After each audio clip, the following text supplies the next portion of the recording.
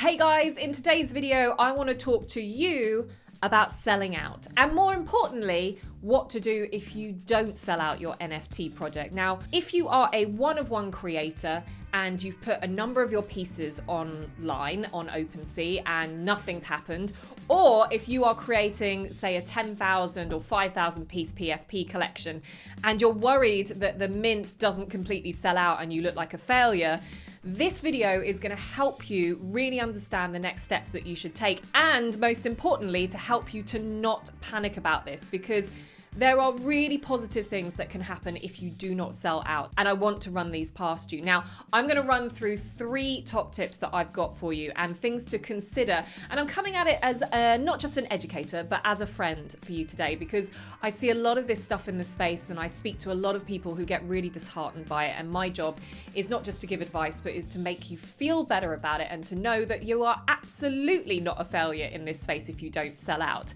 So I'm going to take you through 3 top tips. I'm going to go from number 3 all the way through to number 1. And I genuinely think number 1 is going to be the biggest bit of help that you'll need. So make sure you stick around for that one. It's definitely one you're going to want to take note of. But for now, let's get on with it. Let's dive right in.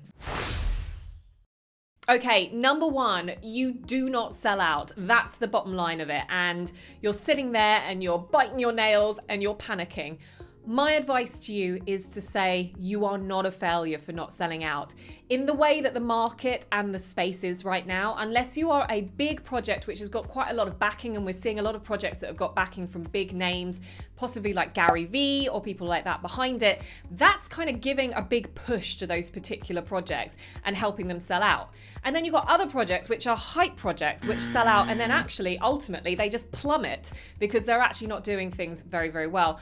What you need to do is start working harder now if you don't sell out, because I genuinely think a slow mint can actually be a lot more prosperous than a big hype sellout, because it gives you time to hook people in, tell your story, communicate better, and let people know that if they like what they hear, they can purchase right now. And then it gives you those milestones to really keep reminding people about the project. 25% sold, 50% sold, 75% sold. You can really keep building up that hype, but in a much more organic way. So consider a slow mint. Think about pivoting your tactics. Yes, you might not have sold out, but start delivering straight away for your wallet holders that have bought into your project, or that one person that has bought that one-of-one piece of art from you, and start nurturing those particular wallet holders. Why? Because those are the people that are going to be your advocates, and whilst you're doing that slow mint, are going to really help spread the word for you. So make them feel super valued, and then they will do half of that marketing work for you. So remember, you're not a failure. A slow mint is really positive, and there's much more to come. So let's get to it. Okay, so number 2 on my list is this one: managing people's expectations and addressing people's concerns. And this is all about your communication strategy. So you didn't quite sell out. So it didn't do what everyone expected. So it didn't do what you expected. Obviously, you're going to have that moment of disappointment, and I totally get it. It's going to happen to a lot of people, but the way you deal with it is the way that's going to make you thrive in the long run. Now, if you think that this is going to be something that you need to kind of really consider, then hold on. Don't forget that my next point after this is going to build on this point and take you even further. So make sure you hold on to that one as well. It's coming up very, very soon. I'd also say to you guys, if you haven't already, please do subscribe to my channel, because not only are you getting loads of value from this particular video, I've got loads of other videos on the channel as well that I think are really going to help you, even if you haven't got to the point in which you're minting yet, to really up your game when it comes to building your NFT creations and collections, whether or not you're a one-of-one artist or you're a big PFP collection as well. There's something there for everyone, and there's loads of great creators that I interview as well that will really help give you some context as to what they did that worked really, really well. So addressing the concerns of your community and having that communication strategy ready is really important. Do not go radio silent. You are not the Bored Ape Yacht Club. They are the only project that I really think can do something, go completely silent, and it adds to more hype. I don't think that this will work for the majority of projects. Why? Because they've been around for so long. They've built up a marketing strategy totally based around that. and they are one of the biggest ones in the spaces, and they can kind of do what they want right now, but it doesn't always work for them. We did see the other side launch as well, and that didn't always go to plan. So what I would suggest that you do is communicate. Why? Number one, this eradicates FUD, and that's one of the most important things you want to do about the community. If you see any FUD by anyone in the community, address it in a really professional way. Remember, this is a business. These are your clients. These are your investors. Address their concerns, don't ignore them, and then tell them what you're going to do moving forward in this situation. So have a plan. Be really clear on what you're going to do from them from this point onwards. And that kind of links back to the slow mint process as well. Know what you're going to be saying, know what you're going to be doing, and know how you're going to address any of the concerns. And ultimately, if you do that and you're 100% transparent and you're there for the community that you've already got, you're going to be working in a more positive way in the long run, because people are going to be like, hey, this person really knows what they want. They're here to stay. They're not just rushing off because they haven't sold out. And that makes the difference between proving your point as someone who is potentially a hype rug pull and someone who is genuinely here to build a business within the Web3 space. The other thing that you might want to do with this particular opportunity is take any profits that you have got from the mint so far and invest it in your people. And by investing it in your people, that means you can invest it in your community managers. You can invest it in mods, people who are going to manage your Discord and your Twitter 24/7 when you can't, so that you can take yourself away, work on other bits of strategy for your business and your project, and really start delivering on that side of things too. That in itself will eradicate the FUD. It will allow people to kind of really see the true you as the project leader, and that someone who still has a vision and is willing to bring the people along for the ride with them. And it's going to be something that I think a lot of people are going to really resonate with, because transparency in this space, although we have anonymity and so much other things that kind of keep things a bit mysterious, the more you can really deliver for your wallet holders, the better you are going to be. And the communication is the key to do this. So don't be shy. If things don't go right, hold your hands up and say, you know what, this is what we're going to do to make it better. I guarantee that that is going to lift the sentiments of your community. Right, coming up very shortly, we've got the top tip for you. And if you enjoyed these 2 tips and found them useful, just wait till you get this one.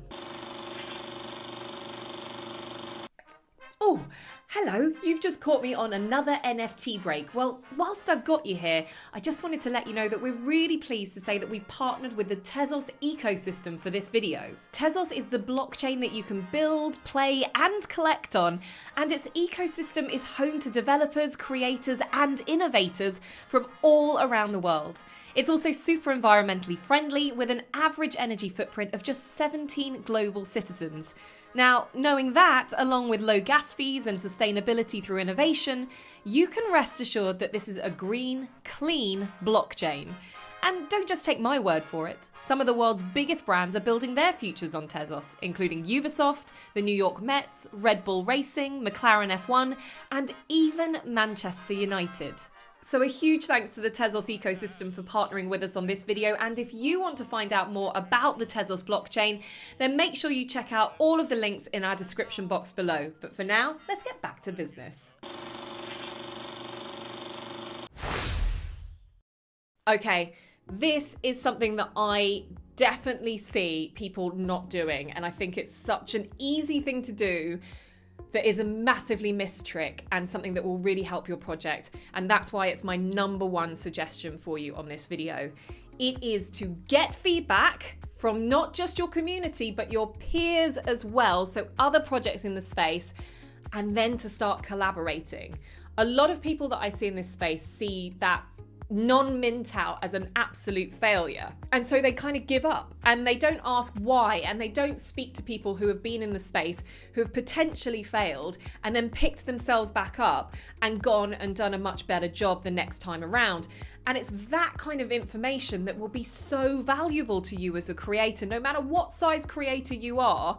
That is learning from people who have been there and done that. And as much as you can learn from people who have been there and sold and minted out and whatever, it's actually from people who are still in the space, who didn't sell out, who have grown organically and slowly, that you can really go and speak to and understand what they did next. Now, a lot of people kind of look at that and go, well, yeah, that's great, but I don't know who to speak to, and why would they reach out to me?